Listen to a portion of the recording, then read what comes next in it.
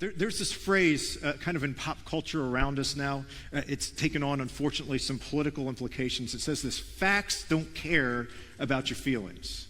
Facts don't care about your feelings. I don't know how many of you've heard that phrase. Sometimes we say that to ourselves just to kind of check the vibes, to check the things we're feeling, to rein those in. You know, sometimes you see it, and very often now you see it, when one group of people is trying to confront the other group of people about what is true or what is false. But let's take it a step further. You know, facts don't ignore your feelings. They anchor them. They don't ignore them, they anchor them, because you are intellectual and you are emotional. There are things that you feel, there are things that you discern. Sometimes you just feel it in your gut, and it's actually the facts that begin to anchor those things. So how does this apply to me, and how does this story apply to me? So the fact, if you believe it, is that Jesus rose from the dead. But the meaning is that Jesus rose from the dead for you. So there's this idea, but when it becomes personal, it begins to change us. It begins to change how we see our lives. It begins to change how we see the end of our lives. It begins to change